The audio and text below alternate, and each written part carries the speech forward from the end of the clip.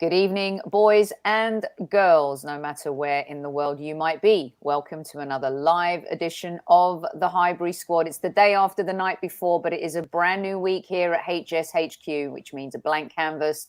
Let's paint pictures. Let's shape some stories with two great guests and be prepared for the next hour. Here we go.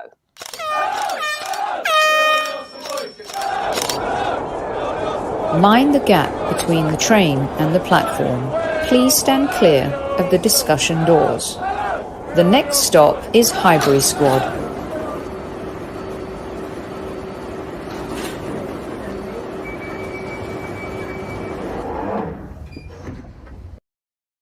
Good evening, boys and girls. Welcome to the Highbury Squad. For those of you listening on replay this fine week, I hope you enjoy the show. We're ready. We're here.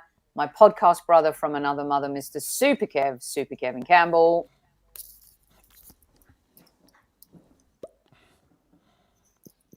Squaddies, I believe we've got some things to discuss tonight. So, do you know what? With these two fine gentlemen underneath and the hostess with the mostest, let's get going. At ease. Josh can't be ducking out and be getting, losing his bottle already. Surely already, not. come on. I mean, come on. Come on, Josh. Okay, so good evening to all the usual suspects in the house. No, you were right first time. Hustlers. You're going to say hustlers. The usual hustlers. Love it. Come on, Squaddies. The usual hustlers are all in the house. Happy birthday to Stephen Foote, the man who will be the first inductee. We've not got round to that show yet in the Squaddy Hall of Fame, by the way. He's the one who gave us and labelled you all Squaddies. Josh, we will let you back in, seeing as you asked politely. There we go. Hey. Did you pay your internet bill? Huh? Did you? Now we can't hear him. It's because I'm on mute. I've had there a you nightmare. go. Had a nightmare. Yeah. No, the Spurs fans have been at my equipment this week, I think. That's what it is. Well, welcome, Josh the Human, to the house. How you doing? Thank you. Yeah, I am very well, thank you. And I can't wait because Soph gave me a debrief on what we're going to cover tonight. And she said, bring your boxing gloves because you're getting in the ring with Kev. Yep. That's right. Also getting in the ring with Kev is... I always do this, and Kev, we lost Meatloaf, but whenever he comes on, I'm like, and I would do anything for love, James. Hello. Yeah, Hello. it's good to be here. Like Kevin said, we've got the hostess with the mostess. We've got Super Kevin short sleeves. Yeah, Hey, listen, I'm serious. Exactly. Yeah, diamond hands today. Diamond hands. We got Josh and the isolation sensation. So I'm ready to go as well. Oh, I like that a lot. That's awesome. All right, everyone, let's kick it off. Let's go, because we had the show post Burnley game, which all of us were very, very disappointed with. But some of the comments coming from our YouTube channel last night were amazing. There's like 115 of them. And I've been plowing through them bit by bit. And most of them, shockingly, because this very rarely happens, are a bit upset with Super Kevin Campbell. So I wrote to Josh and James and I said, look, on the show last night, I asked a question to Kev because it came from quite a few people in the chat box about how Mikel Arteta has no plan B. And Kev's response was, hold on a second. Did he not bring Eddie on? He did, with like 13 minutes to go. So we disagreed on that. And it spawned this entire debate and conversation, guys. So before I read some of those comments out, I wanted to get Josh and James's take on the plan B versus no plan B. Josh, I'm going to start with you, seeing as you did a bit of swatting while you... By the way, did you end up having your dinner? Huh? I did. Well done. In honor of Vlahovic going to Juventus, I had some pasta. But yeah, I'm going to disagree with Kev on one point of it. Shocking news. Eddie coming on was not plan B. That was plan C. Plan B was Sambi on his own in the middle because we didn't have any midfielders.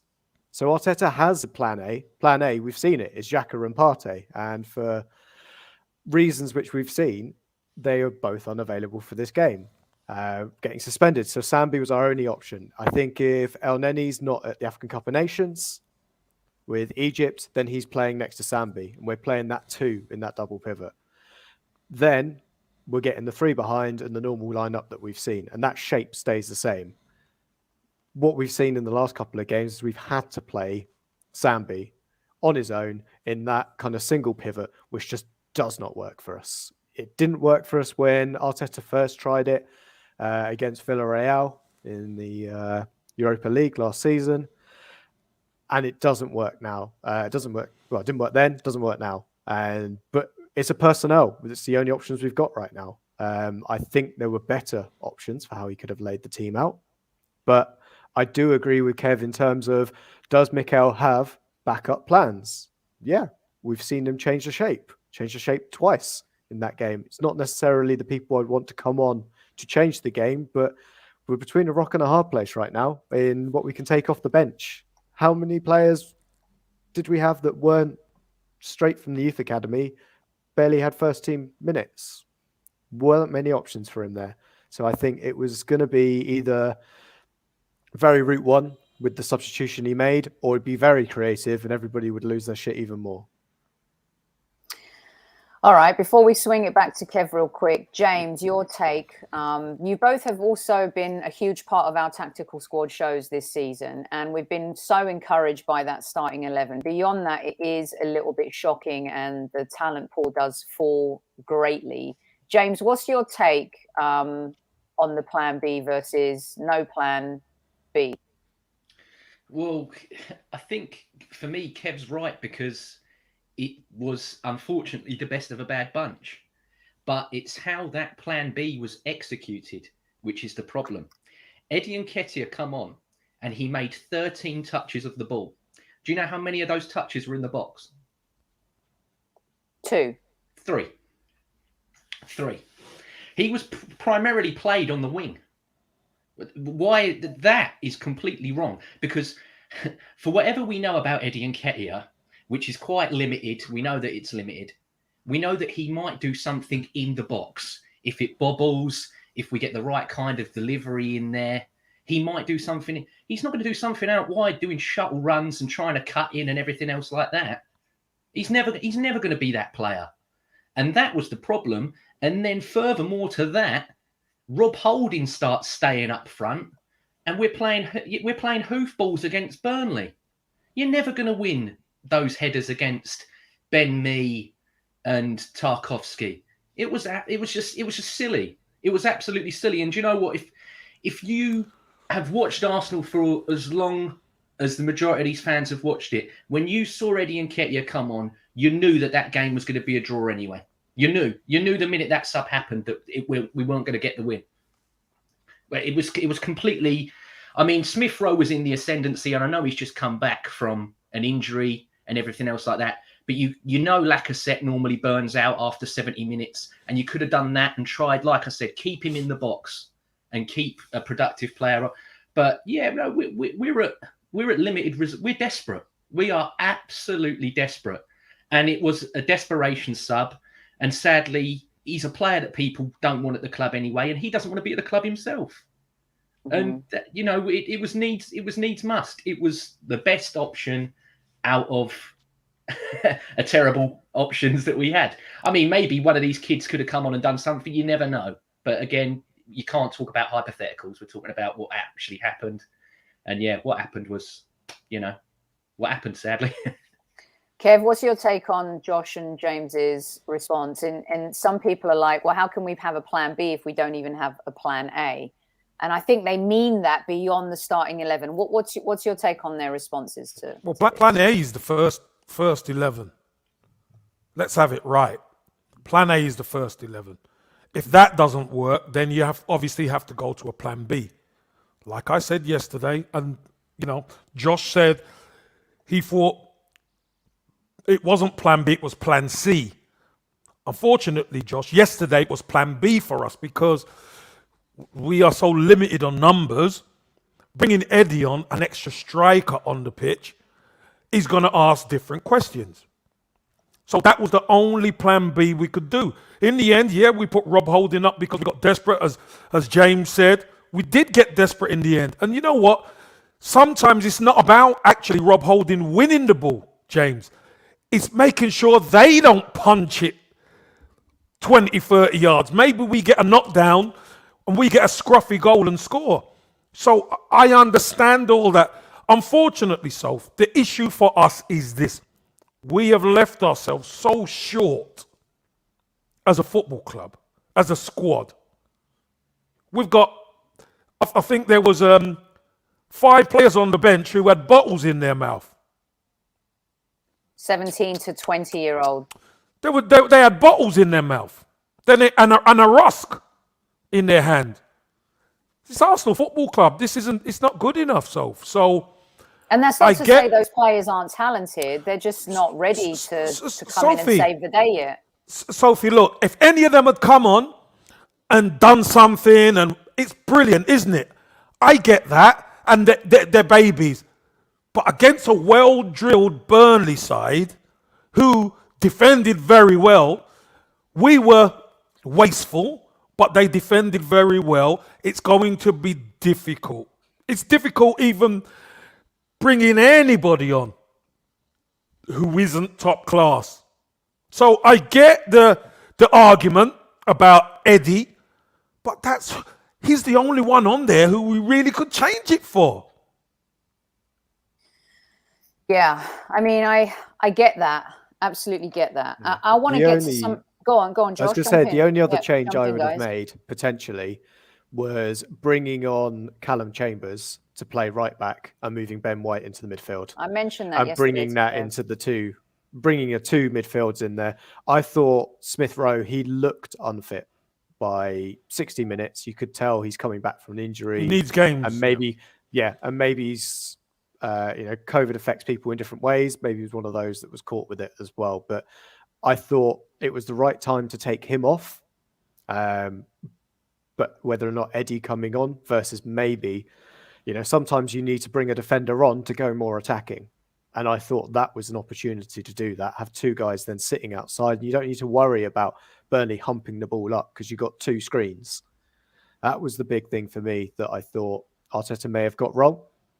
But certainly we're still talking about there was only really 3 tangible options on the bench in terms of Chambers, Nketiah and Tavares. That's it. That's really the only options that Arteta had to him. And yeah, it's a combination of injuries and the African Cup of Nations and suspensions. We didn't expect Partey to be back so soon, but we also didn't expect him to come back and then go for an early bath straight away, basically as soon as he landed. Xhaka, we know he was always going to be the reason we would struggle in January when we had 50% of our midfield out of action. Also, Josh, James, we can't use AFCON as an excuse. Or suspensions. We played Burnley yesterday, bottom of the league, and we created enough opportunities in that second half especially to win the game. Yeah, it's a Burnley side that we've struggled against, even when we had prime Alexis Sanchez. I don't think we've beaten Burnley by 2 clear goals in the league since probably pre-Alexis. Oh, they're tough to break down. Yeah. Trust me, they're tough to break down. Yeah. But what my point of the matter is, we created enough chances. We were wasteful in front of goal. And if you're wasteful in front of goal against Burnley, you're not going to win. I mean, we struggled against them last season too, James. Yeah. They're a tough, like Kev says, they're a tough team to break down. One of the things I wanted to talk about in this plan B a little bit before I get to some of the comments where you can all jump in is I was exchanging messages with Phil McNulty from the BBC, and we were talking about, I had said to him, I'm really afraid the wheels are going to come off because we're a club that's striving for stability and consistency again. And when you're not there and your feet are set more in sand than cement, it's very easy for that to fall apart when the structure is still in flux and still being rebuilt. And what I was saying is one of the things I will be critical of Arteta is, by the way, I love marketing buzzwords and the pivot and the low block and the whatever. But the basic point is we have struggled all season against this type of defensive tactical setup. And it feels like we've not really rectified it. So when we talk about plan B, it's not only a plan B in game, James. It's about understanding the games that we've struggled in and how we rectify those deficiencies going forward. Yeah. What's your take on that? It's all, you know, people have got their opinions on the manager, and I don't really want to dig into that right now, because for me, the main thing, other than, you know, we know that it's an inexperienced management side, and we know that it's an inexperienced corporate side above him. But it's clear, it's all personnel, sadly. Just when that first 11 isn't there, and people go, oh yeah, but that shows Arteta's not good enough as a coach, because, you know, he's got, if he's not got all the, you know, if the sun's not shining at a 90-degree angle or whatever, and, you know, the pitch isn't watered to such a standard, he can't do it. Sadly, that is the limits that we're in. I mean, we've won 11 games all season, 4 of them against teams that sacked their managers, or went on to sack their managers, and only 3 are against the top 10. So, you know, some of the teams that we did blast away when we did blast them away was quite favourable, when they were teams that you should be blasting away anyway. But we have got such efficiencies that we need to address. I mean, I said it weeks ago, this is the biggest month of our season. And you got ripped from a few people. Yeah, I did. Yeah, I did. Yeah. And we've messed it up. We have messed it up. But you've got 8 days now to rectify that. And I mean, you've seen today, Ornstein's already come out. This one's being linked. This one. So the names are being put. They know as well, like you said, marketing and buzz. They know, they can read us. They can read what the fans and everyone's saying and everything. So they're like, quick, chuck something out, get it to stick, keep, because it's only so many new kits Adidas can release. Yeah, I mean, God rest his soul. Dale Wilton's not here anymore, but it really is. It's supermarket sweep time. It's a dash. We got a new training kit. Yeah. Yeah. What are these mannequins, by the way? I was going to say this till the end, but what is happening here? But no, we've got to go. We've got to hurry up, because Kevin, you said it a couple of days ago. I think it was on your Friday show. We needed these players before the Cup of Nations and everything happened. We needed them before. And people are going about Lacazette now. Oh, I told you. You knew Lacazette would drop off in the January because he's going. You knew. Prime example, first half, right? That one where he does the little Cruyff turn and he laid it onto Tierney.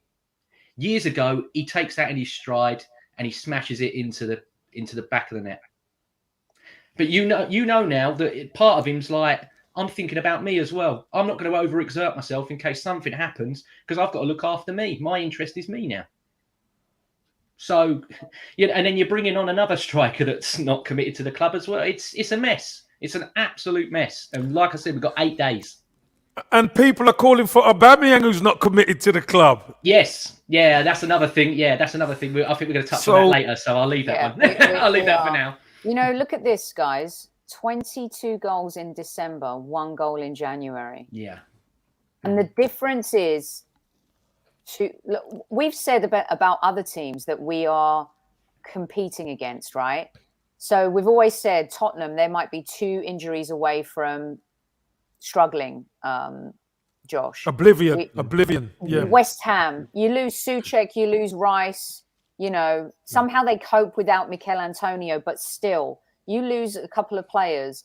Manchester United they have more depth. They've just been mismanaged. I mean, look, I don't think Man United are going to drop too many points between now and May. Call me crazy, but I think they are going to sew up that 4th spot. Josh, this is crazily glaring when the players who were scoring were Saka, were Martinelli, were Ødegaard, were Emil Smith-Rowe.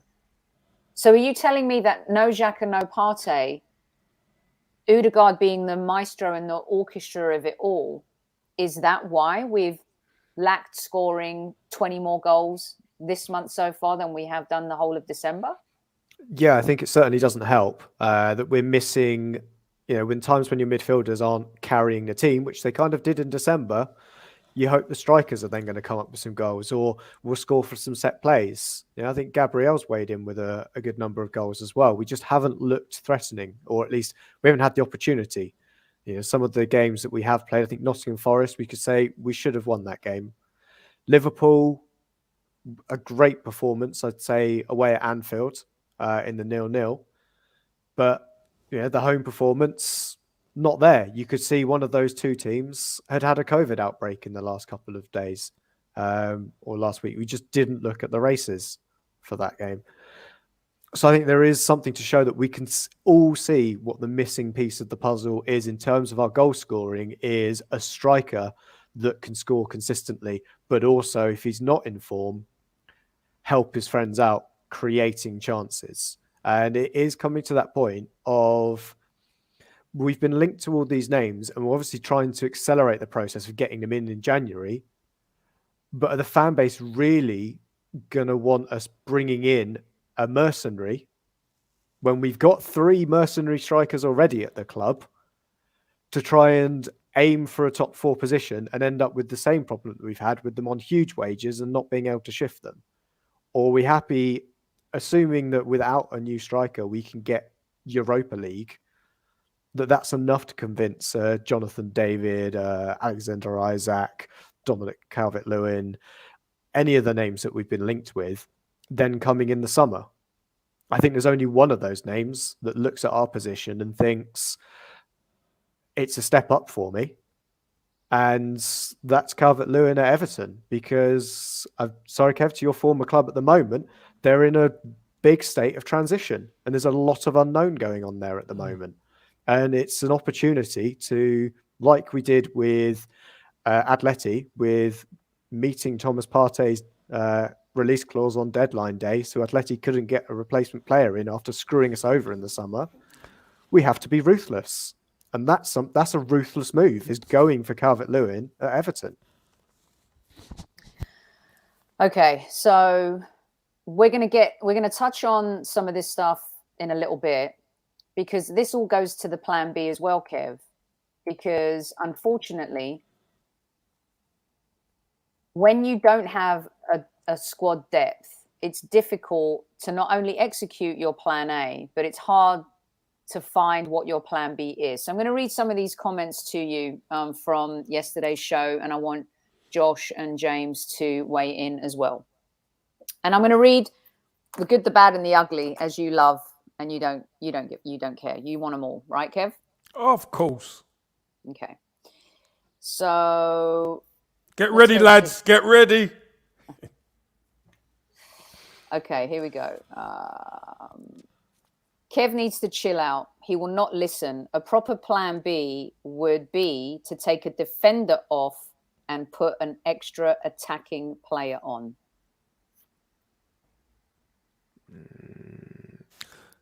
Well, we took a midfielder off and put a striker on. So, again, that's a plan B as well. Putting 2 strikers on the pitch. Do you know what? This is why I don't understand. I don't know what people see. A true plan B. No, you've got to make a change.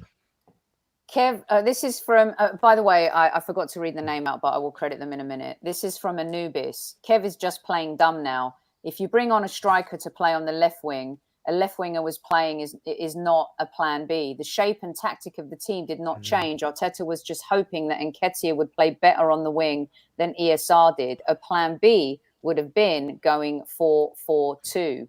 And then Jeff Butler responds, plan B with this fraud, he's clueless.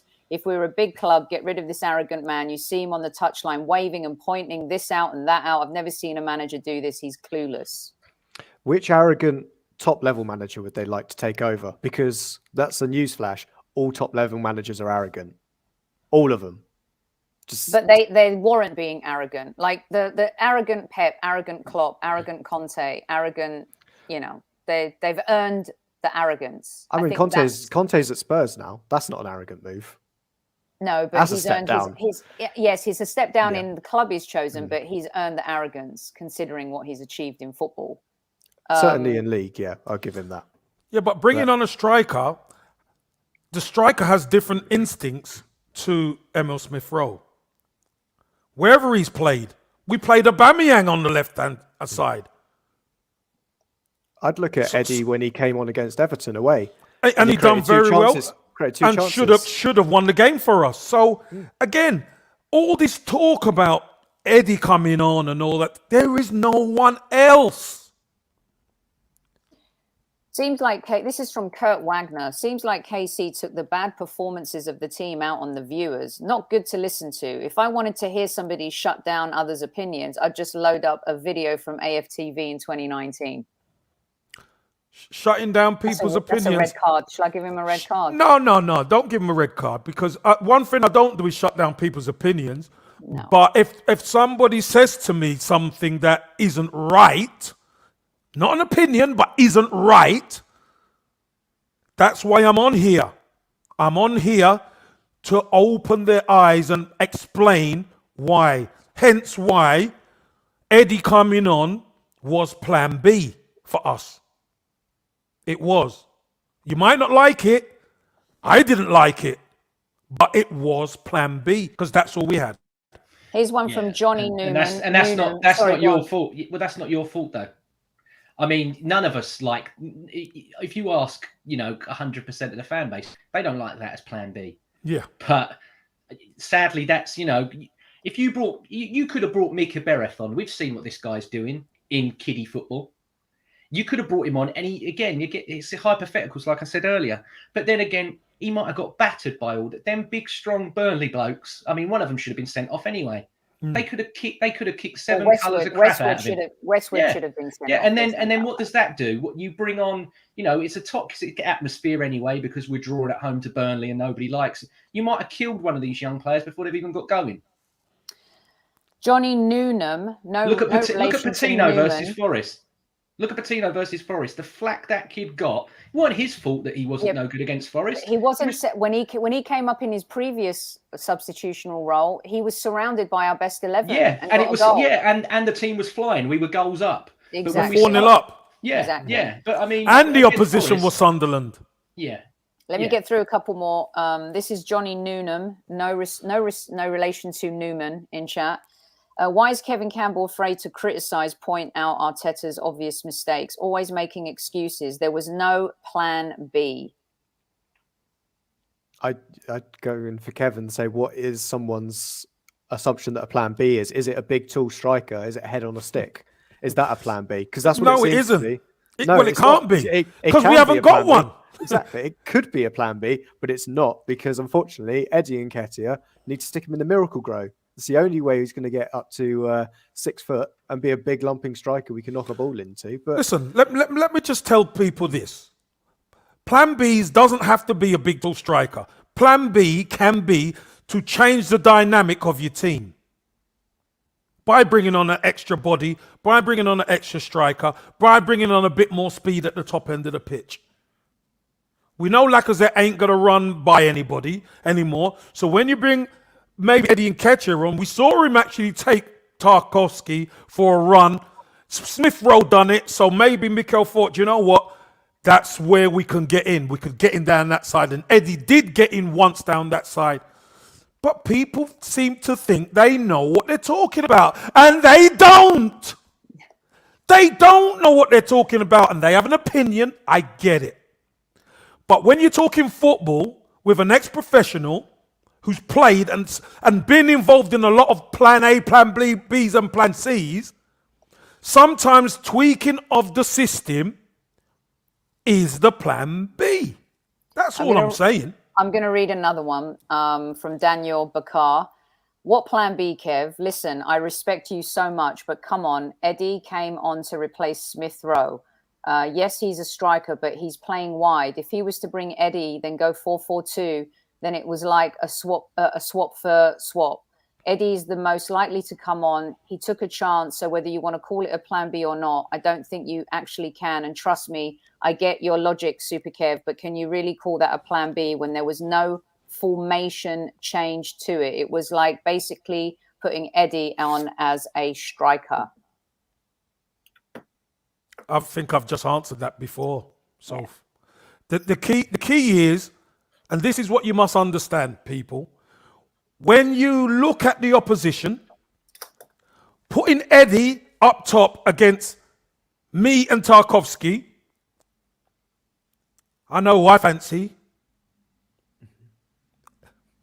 Us putting balls into the box and them two eating it up. No.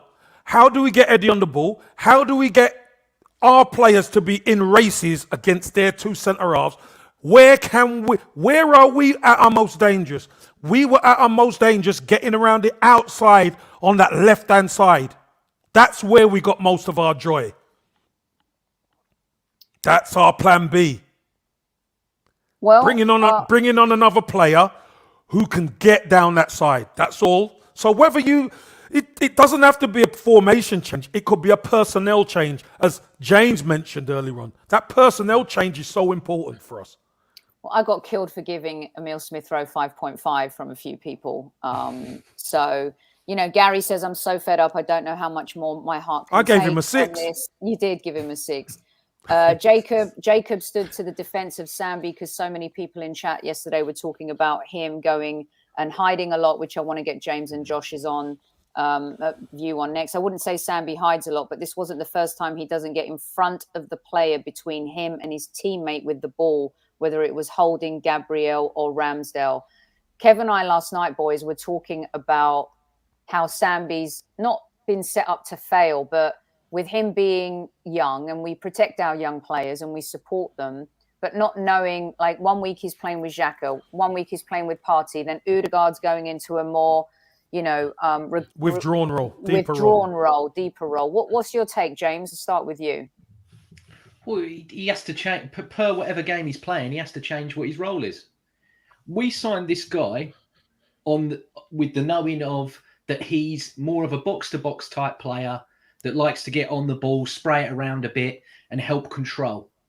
But he's having games where, no, you're the sitter, you've got to break it up and you've got to do all of this. And then the next week he comes in, no, you're the box-to-box man. And I get that you have to be versatile, but he's coming into the league. He's a young player. I know that I can see enough there that there's potential there that he's going to grow later on.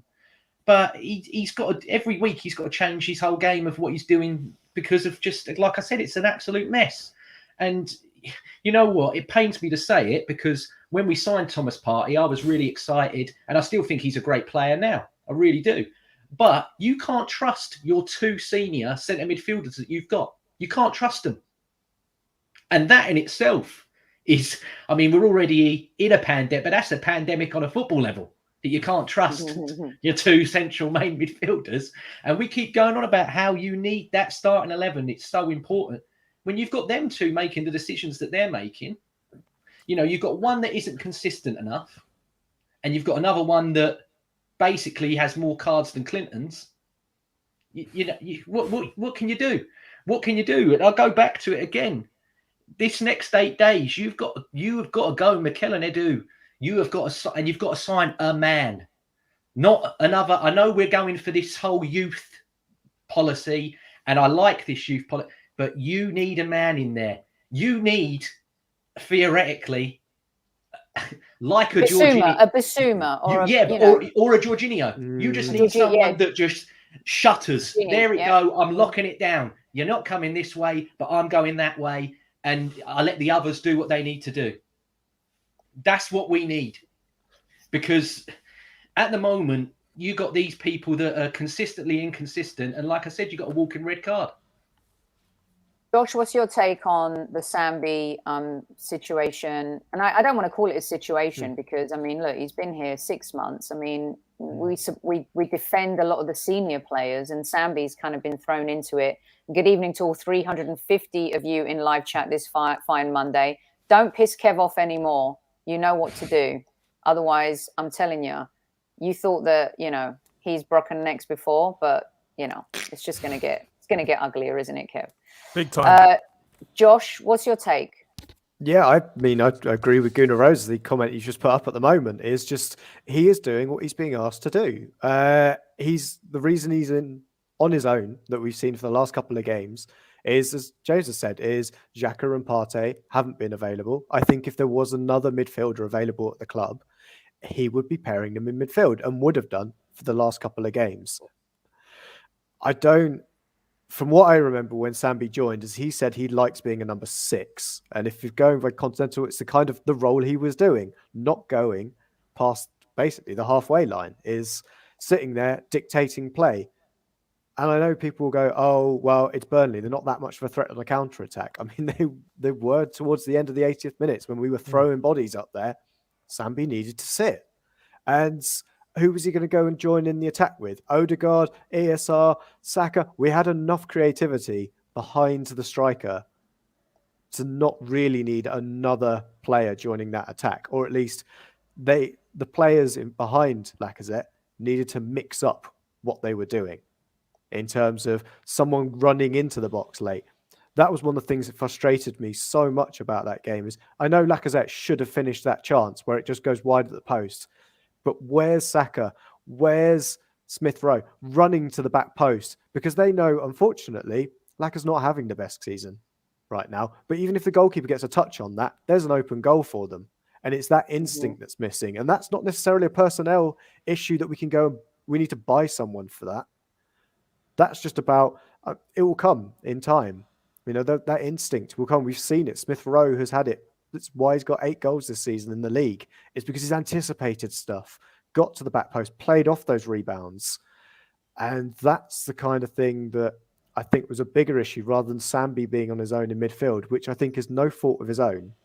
And you can still see he is a promising player. I mean, some of the passes we've seen from him in the last couple of games, he should have had assists to his name because they've been superb passes. You can clearly see there's a player in there. And if you can't see that, then unfortunately, maybe football's not the game for you.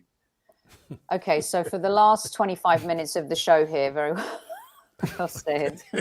Sorry, it's a bit damning. No, but Josh, do you know what? Sorry, Soph. Let me just say this. I mean, Sambi is, he's had to be different player for different occasions. And I don't know if any of you have actually played football. And when the opposition just sit there and bank up on you, it is not easy. He's got a role to play, and I thought he done okay. He didn't hide. He kept getting on the ball. He kept trying to probe and kept going. I thought he done okay. So this hiding business, people who hide do not take the ball. I wonder if people actually know what hiding means. It means you can't be seen. You're hiding. You're not getting on the ball. He is getting on the ball. And yeah, maybe he could have played some better balls at times. And some of his passing was a little bit wayward. But whose passing at times wasn't yesterday? You know, look, at the end of the day, we just weren't good enough on the day, Sophie. We just weren't good enough on the day. And do you know what? We've seen crazy results, haven't we? We've seen Everton, who can't buy a win, go to Stamford Bridge and get a 1-1 draw. Against Chelsea. Yeah, they beat us up there. But they go to Chelsea away and get a 1-1 draw. So it can happen to any team. This is why this league is such a difficult league, because these teams they defend properly. And if you're not on your mettle and you don't put the ball away, you are in trouble. I think the issue for some Arsenal fans is they keep being told to have patience. And I'm going to shift gears now a little bit. Thank you, Kev, for always listening to the good, the bad, and the ugly comments. I know you like it. And for those of you who guessed on our and sending emails, none of you guessed right. But basically, we're going to be doing a YouTube comment show, a little bit inspired by Jimmy Kimmel reading mean tweets. And we're basically going to read all of the crap that you send to us. And Kev and I are going to sit here and we're going to listen to it. And we're going to have someone on who reads it to us. And we will respond to it. And you know what? For the crap you give us, if you're full of it, I'm going to tell you. We're going to give it right back to you. And let me tell you, some of it isn't pretty, but that's the show we want to do, because the world of being a YouTube channel, our community is beautiful and it's kind. There are a lot of people that do listen to the show that might not support Arsenal and have a completely different take. So we are going to be doing that show and reading the comments. Okay, I mean, so that's going to be fun. I had a full head of hair when I started podcasting. Just borrow some of James's. Yeah, there's plenty going around. Absolutely. And look, we like to do things a little bit differently here. We like different types of content and shows, and we're not afraid to listen to some of the crap that comes our way as well. And definitely hit that like button. All right, it is a great show tonight. Thanks to Josh and James for coming on. Here's where I want to go next. Hear me out. Let's just say, I love playing the what if game. We don't sign anybody in January. And by anybody, I mean someone who can come into the squad immediately and have an impact. A lot of people poo-pooed Tomiyasu, Ben White, Ramsdale. They've come into the squad and had an immediate impact. They've helped the team do what we've been able to do. Now, are we where we want to be? Absolutely not. Have we made some progress? Yes. Have we seen good performances? Absolutely. But we're still not there yet, and we know it. So let's just say there are no signings. It's a two-pronged question. How does the Arsenal look tactically with what we have for the rest of the season?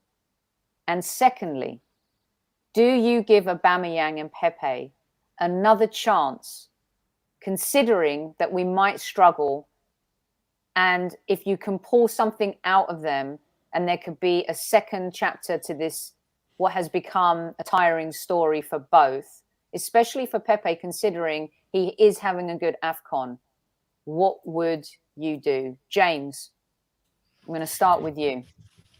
If we sign nobody, like I mentioned earlier, got 11 wins this season, 4 against sides that sacked their manager, and only 3 against the top 10.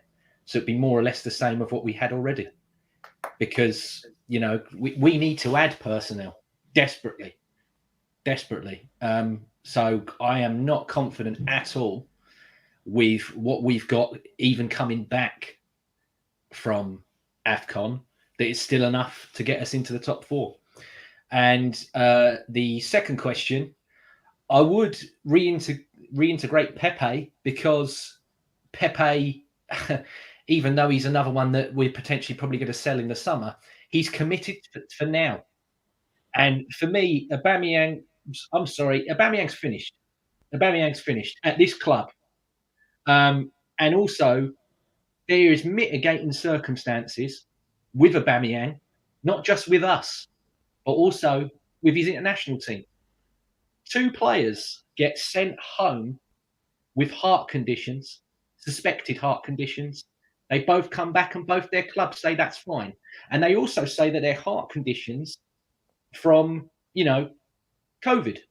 The beer flu. The dreaded word. Do you know how impossible that is to be? That you get 2 in the same whole group. That's just as theoretically impossible as all of those Liverpool positives. It just doesn't mathematically happen. And I do a podcast, purely Arsenal. Shout it out there. Jack, who I do my podcast with, is a physio. Where you're from, he used to be the physio at Galaxy, Sophie. So he knows all this medical stuff to a T. He's got doctors giving him this. And it's just not plausible that you get 2 in that same group have COVID-related heart issues. It's just not plausible. So there is so much going on there.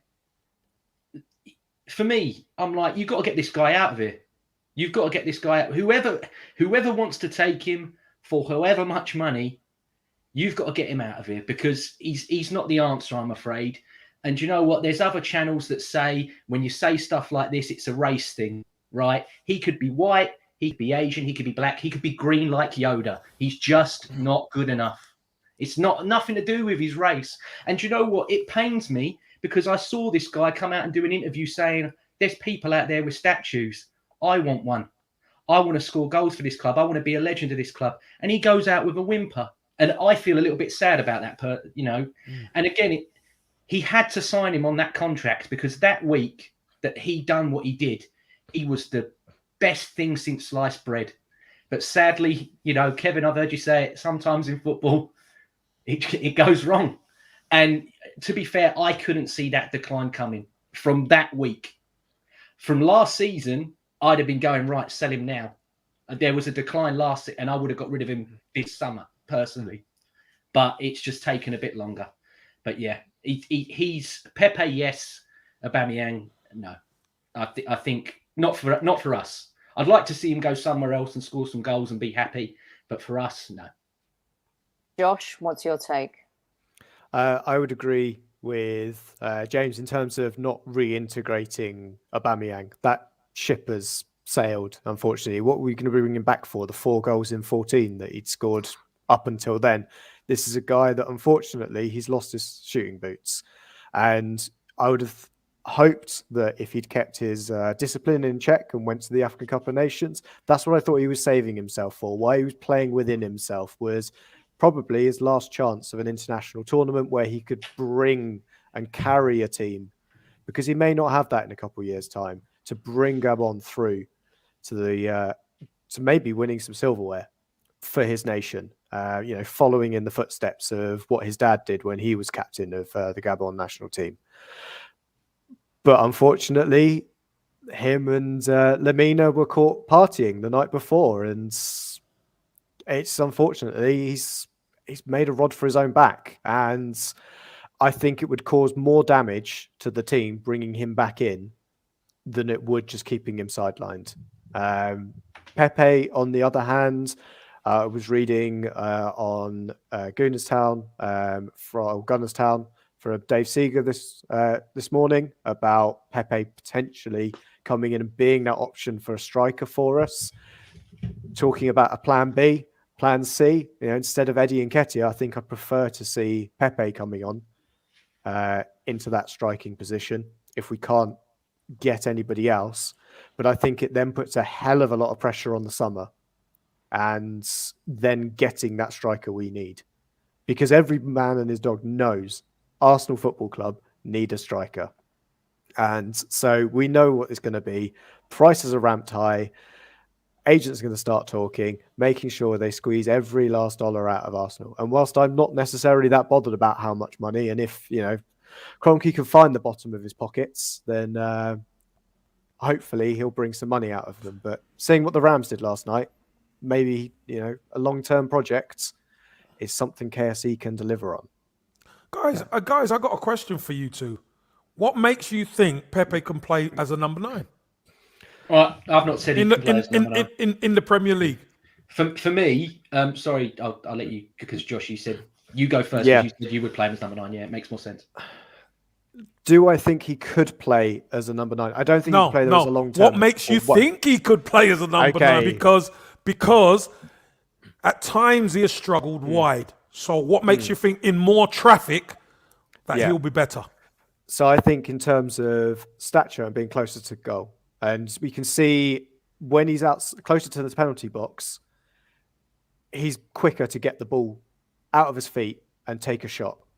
And I think if you drill that into him, it's just shoot on sight. Oof, that nearly was a bit difficult sentence to say. But I think giving him that option, it would be an option I would certainly consider. It's based on the fact that we couldn't get another striker. I'd be interested to see him in that role because I think he can link play. That's one thing that Pepe can do, and it's what we need our striker to do. And Lacazette does it well. Eddie, unfortunately, does not link the play that well, certainly centrally, which is why we see him out wide. And I think Pepe is a potential option for that. But I'm doing that based on not seeing any training sessions. And it's all on Mikel and what Mikel sees. But from the outside looking in, he's a potential option. But as Marek says, Martinelli is another choice at number 9. But I don't think he's quite ready there yet. I think there's a longer track and a longer project with Martinelli, and I think we should keep him out on the wing for now. Yeah, keep him out of harm's way. Now, the reason why I ask you this, guys, and Sophie, you know why I ask, is because even when Pepe's on the wing, with 1v1, sometimes he struggles. So inside, with 2 big guard dogs on him and a central midfielder sitting there, sometimes it's going to be difficult to actually get him the ball. Do you know what I mean? So if he was ripping it on the wing, I understand then, maybe we could get him. Hey, we might be able to tweak the system where we can get him playing just off it, maybe in a false 9 or something. But as a number 9, we're going to be playing balls up to him to try and hold it up. And the big guys are just, Does he just become another Lacazette then? Well, no, Sophie, here's the problem. Here's the difference. Lacazette's a striker. He's played striker all his life. He's not scoring goals, is he, Kev? No, but my point is, he's more learned in being able to handle the ball with defenders on him in traffic. Pepe's got great ability, great feet, but we have never seen him. And listen, he might put him there and he's a sensation. Hey, I'd love it to happen. I'd love to be proven wrong. But sometimes when you play wide players as number 9, they're not used to playing with their back to goal. And the first thing a big, ugly, horrible centre-half is going to do is going to pay him. And they're going to pay. He's coming inside, he's getting paid. And when he's down and he's hurt and the physio comes on, right, your turn next. The other centre-half's going to smash him.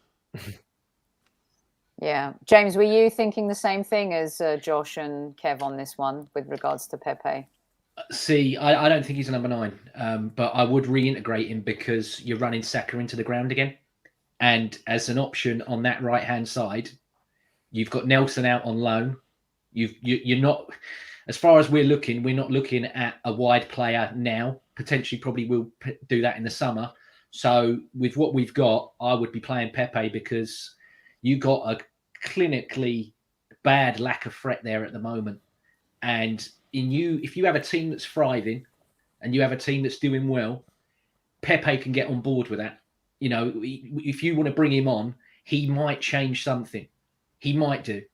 And that's the role for him, I think. I don't think he ever gets a chance to start again. But first option off the bench, unless we go and sign people, which I don't think we're looking at winners. So I think that's his role, and I think he'd accept that coming back off the AFCON, especially if he wins it. Why would you take away a player that's just won something like that for his country? It'd be silly. He's definitely having a good tournament, and he's found a little. He's always been a good player. Just we've not played him consistently enough, and sometimes when he has played, he's let us down. But the whole thing with him is you've got to get him closer to the goal. And with the players that we've got, we can easily do that. Easily. Can we all agree that I left Sean's comment up? The difference here is, Josh and everyone, is that Liverpool and City have a totally different talent pool to we do. Yeah. It's apples and oranges. That's what that is. We don't have a player close to Mane and Salah available to us, 2 goal scorers like that, and we don't have Kevin De Bruyne for Man City and all of the other players. When we're talking about strength and depth, and we're talking about plan Bs, actually, to go back to what Pep Guardiola will do, well, sometimes he'll put Diaz up front, but also what he'll do is he'll take off Phil Foden and bring on Jack Grealish. Now, unfortunately, was that not the big striker you were hoping for as a plan B? But it's a plan B, definitely. It's that kind of they have different talents, different qualities. Playing the same position. It's a bit like saying, we changed the game. We had Cedric at right back, who on his day, let's say it's Cedric back in his Portuguese national team days, where he's flying up and down the wing, superb, and then it's bringing Tomiyasu on. Two right backs, but he completely changed how that right hand side's being operated. And sorry, Soph. I wanted to ask you this because the longer this month goes, and the biggest thing for me, it's like, you can bring bodies in, but who you bring in, are they going to be able to hit the ground running right away? Which is why what James and also Kev and I have talked about this when everyone was saying, previously, I think Kev and I were so focused on the midfield pre-AFCON. And to be honest, even a right back and a centre back, and of course now a striker position is fundamentally important. But as fans, we weren't thinking about that as a glaring issue because Saka was scoring, Ødegaard was scoring, Martinelli was scoring, and Emile Smith-Rowe was scoring off the bench. So I wanted to ask this question because if we don't have that person that doesn't come in and hits the ground running, Aubameyang and Pepe are still assets to the club. Now, whether or not we think they're viable assets is a whole other thing. So Aubameyang, Kev, I know how you feel about that. Pepe, you've made it clear how you feel about that. Is there anyone? I read to everyone the young players that were on the bench yesterday. I mean, they're EFL Cup subs. There's a reason why a couple of them were named to the team in the EFL Cup. So now we get to the crux of if this is our 11 that we love and if everyone's fit, but then the periphery players like the Chambers, the Holdings, the El Nenis, what does that mean for us as a club? It means we're in the same position as we've been in all season. It's the same position we've been in last season, Soph. We know that our squad is not good enough. That's what we know. And yet we do understand that it's difficult to bring players in January if we can't. But surely, Sophie, we should be able to get a couple of loans done. We should be able to get a couple of loans done. That's for sure. Kevin, I don't think loans are going to cover it because those two positions that we need, they've got to be long term. Because we needed them before. We needed them before this even happened. They've got to be long term though. They have to. But James, if we can't make the signings, we have to get some bodies in. That's my point. Even if it's a loan until the end of the season or 18 months. We have to get bodies in. It doesn't cut it though. You need to get this striker that we sign has to be your next guy for 3, 4, 5 seasons. And it's the same with the midfielder because out of that starting 11, you've got that one glaring weakness in the midfield that everybody knows. And you, like Josh said earlier, you've got 3 strikers that you want to get rid of. When Balogun comes back, he's not going to go straight into the first team. He's going to be probably the third choice still. Because I think we need to. You've all said it as well. I think we need to sign 2 strikers. I think you need one now that's going to go in there and play. And then if you want to in the summer, and I know Ollie Watkins is the name that's been thrown around because that's a guy that you can go. I can put him down the middle. I can put him left. I can put him right. That gives Martinelli, Saka, Smith-Rowe, whoever else a break. But you can't get a 20, 25 goal centre forward and Ollie Watkins now. So for me, you've got to just get a guy that's a centre forward that I can ping this ball in, back to goal, front to goal, he can score. That's it. And you need, like I said earlier, a man in the midfield. Not a kid, a man. But James, one question I asked you. In January last year, when we signed Martin Ødegaard on a 6-month deal and there was no outlook that we'd sign him in the summer, did you even think that you'd even try and get him or he would come after 6 months? Because there's clearly something about this group of players and there's something about the manager that is getting players who are sitting on the fence about what they're doing for their next big move and converting them to buying into this project. I just wonder on that one, if these loan deals could be an option for us. Yeah, I mean, at the moment, it's tricky because of the circumstances that we're in. But I see a lot of people saying, "Oh, big moves don't happen in January." Luis Suarez went to Liverpool in January. Didn't we sign Oba in January? Yeah, Fernando Torres. Okay, it didn't go right, but Fernando Torres went to Chelsea in the January. You know, big players move, and someone's put in there. The comment is about no signings in this window. We've answered it. We're going to be exactly the same that we are at now. That's poor planning. I mean, to let Niles go as early as we did is absolutely terrible. It is.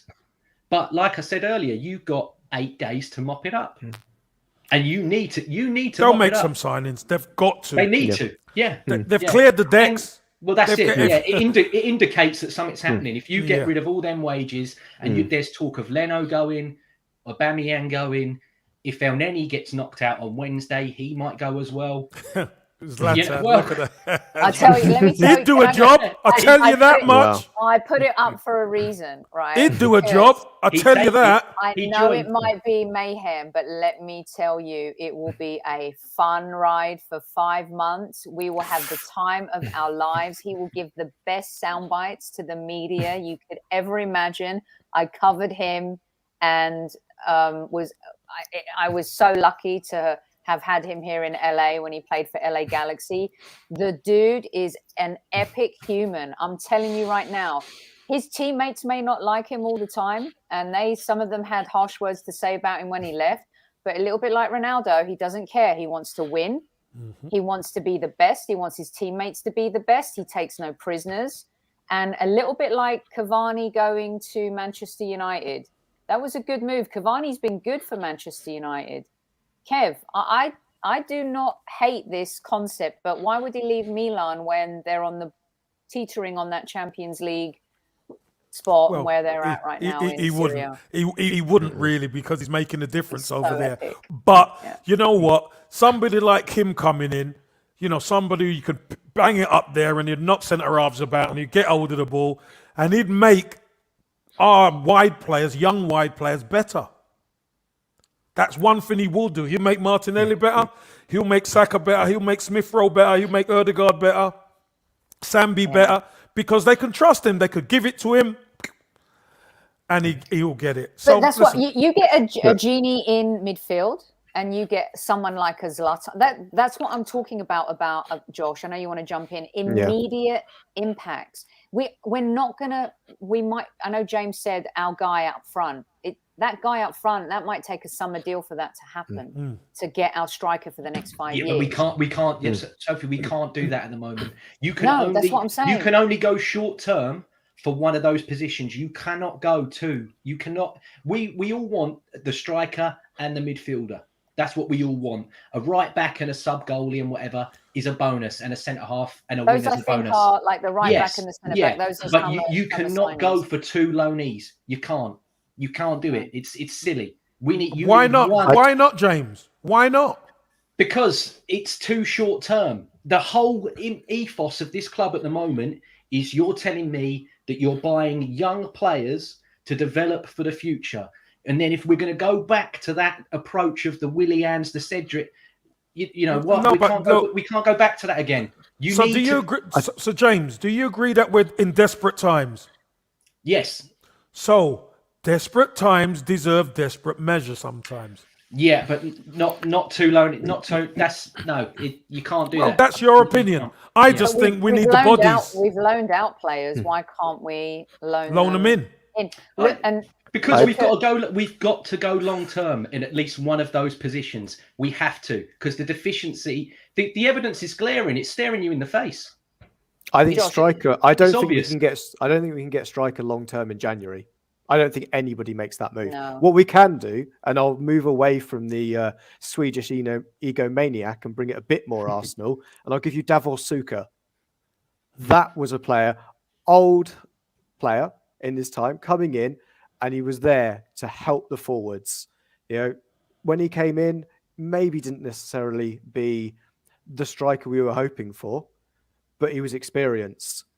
And we could bring him in for a couple of seasons. Obviously, we can't bring actual Davor Suker back because I'm sure his legs have long gone. But it's that kind of signing.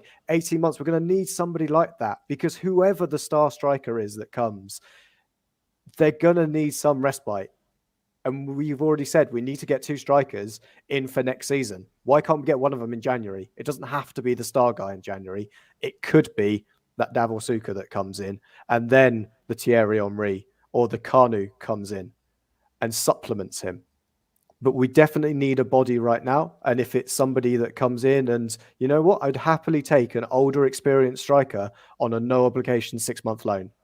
Because right now it's what we kind of need is somebody that will come in, get us about 10 goals. That's all we need, probably, from our striker is 10 goals, a handful of assists, and that will push us right up to the table and be challenging for top 4. Do you know what, guys? We've been playing virtually for 2 years without that guy, a guy up top who gets us out of crap.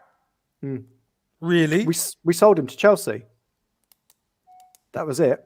We sold him to Chelsea, and now he's playing with Zlatan over at AC Milan. It's Olivier Giroud, won a World Cup, and we got rid of him because he wasn't apparently Arsenal quality.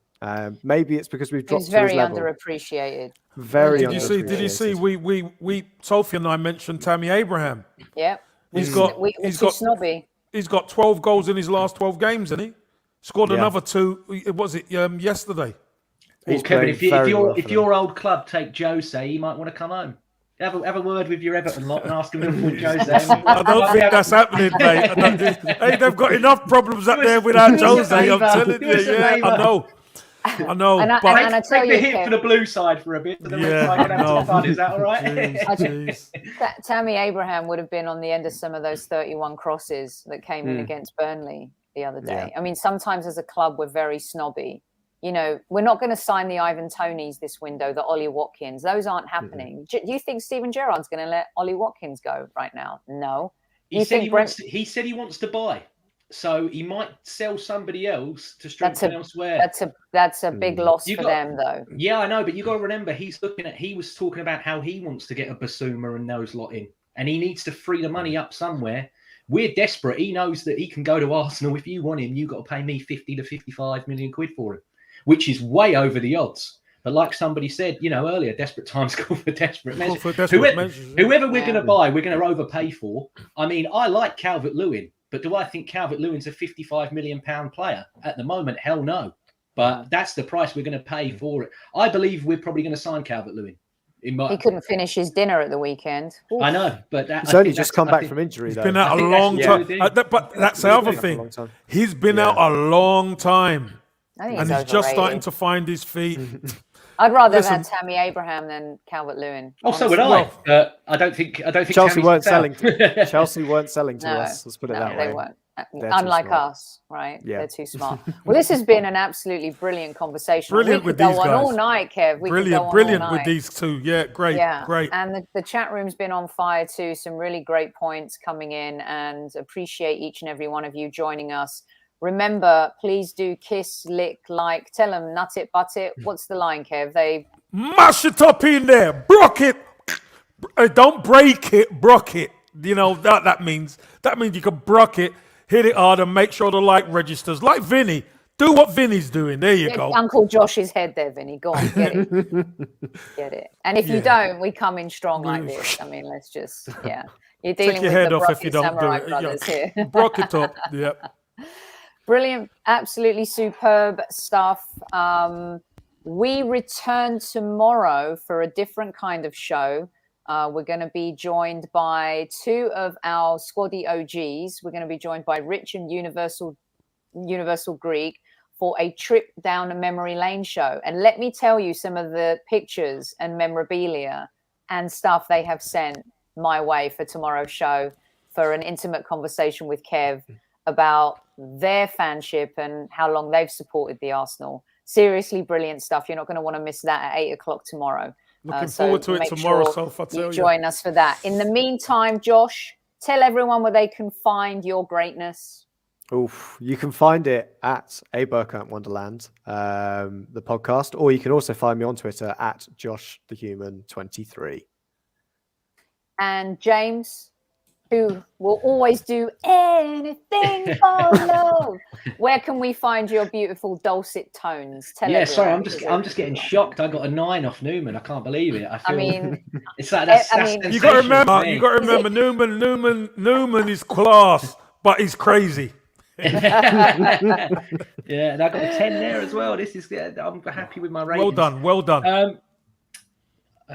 James, I'd love to see what you think of Albert. Yeah, if I got the opportunity to say it to Aubameyang's face, I'd say it to his face. Got no qualms about that. Also, Newman keeps changing his ratings, by the way. So. LL Cool James 91 on Twitter, James Johnston Football on YouTube, and Purely Arsenal FP on YouTube as well. Brilliant stuff. And here they are, just to reiterate, and of course the legends himself, Super Kev. Great show. You take us out. Thanks to everyone. I'll see you tomorrow.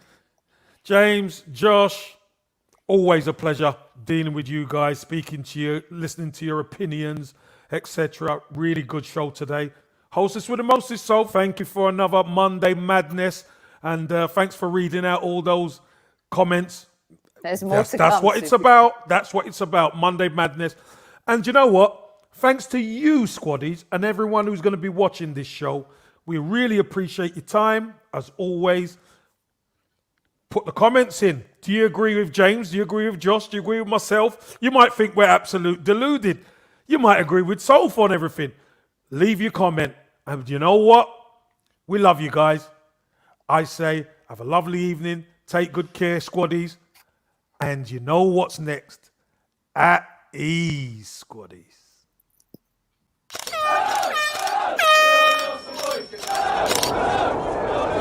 Mind the gap between the train and the platform. Please stand clear of the discussion doors. The next stop is Highbury Squad.